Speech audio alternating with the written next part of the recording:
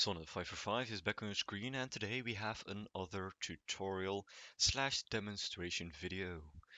I am going to show you how this concrete maker is working so damn perfectly you can do anything with concrete you ever dreamt of.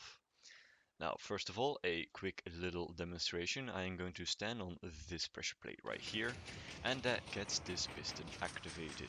I can then aim towards this upper piece of the stairs in front of me, and just hold down the right mouse button. You can see the magenta concrete is going very fast. Now, one thing to note I must also do, flick this lever. This lever actually activates the TNT duplicator, which is going to destroy all of this concrete, and that goes into some hoppers and into the chest. So let's do it a few more. Boom, you can hear the TNT exploding, and you can see some is dropping down there. Now, on to learning how the basic part works. This is the heart of the concrete maker almost.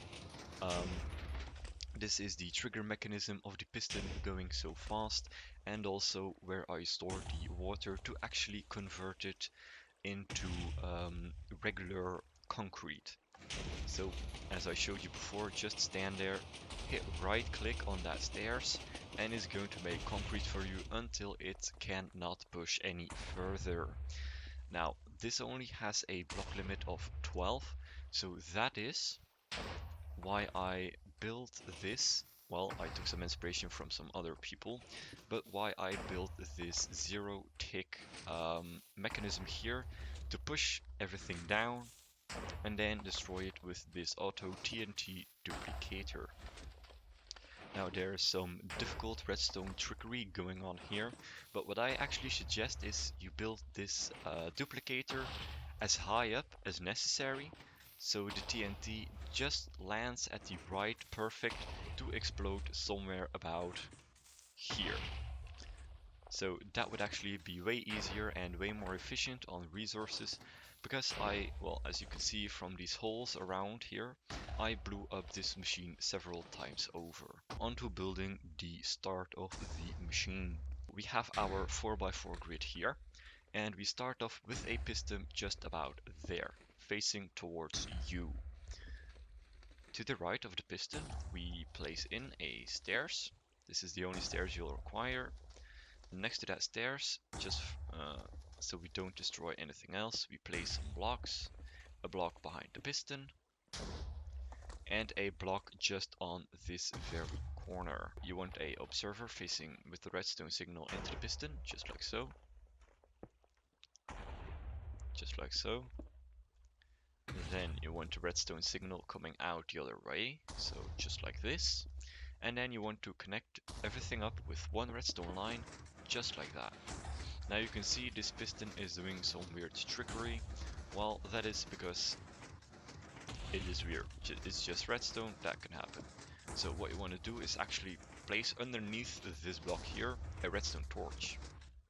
That redstone torch keeps the piston from moving whilst you are not using it. Next up, you want to add a pressure plate, just like so. I'm using a stone one here. And when you stand on that pressure plate, the trigger actually activates. So, just like that, and you can start placing in blocks. With this cool feature of Minecraft, you can actually take some water and waterlock a block. That's what we are going to do with that stairs. So it's held in place, it's not going to flow out anywhere else, just where we place this concrete. Zero tick mechanism, how do you build that? Fairly simple. You leave a one wide block between the pressure plate and where your pistons are going to go.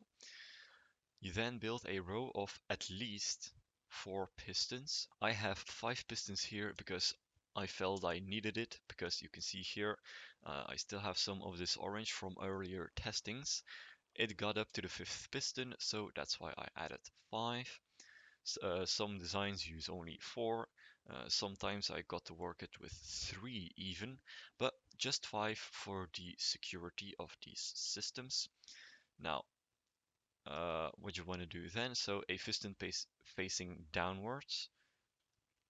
So this piston is going to push blocks along here until the furnace, because it cannot push a furnace. But when a block is here, it's going to be detected instantly. So as you can see, boom, boom, boom. It's going to be detected instantly. How does that work? Well, we have a furnace here with a stack of items. This should be at least 58 items. So if you are short on resources, 58 items will do the trick. We take the comparator output of that furnace, and that will go through this block that will be placed here from that piston through that block. This redstone here will catch that signal from that block placed there, and that will travel all the way up here to this piston. Now, that will also butt power the bottom piston here, which means we have a zero tick piston, also called a smart piston.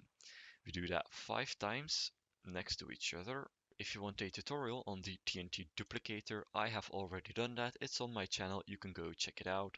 The link will be in this top right corner of the video. Now, TNT duplicator, just a standard TNT duplicator, which is powered by this redstone clock. It is 6 repeaters with 3 of them at 1 tick and the other 3 of them at 3 ticks. You can see it going round and round. I can show you that. It's going round and round, and it's going to trigger this mechanism here.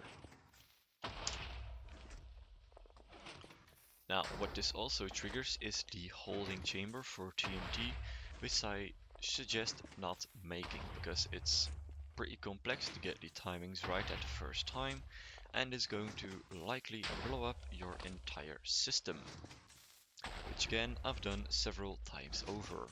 I've now tricked the system just by removing the torch down there, so you can actually see a little bit better what is going on here. So I'm going to place in more of this concrete powder.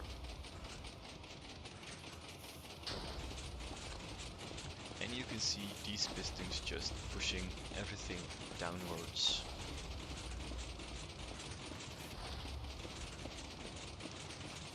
And you can see it does a very, very good job at destroying every last piece of concrete. And I've barely gotten to the second piston yet. So with this short video out of the way, you can now build this yourselves. If you liked the video, please give it a like, hit the subscribe button, and you can find some more of these tutorials on my channel. See you later.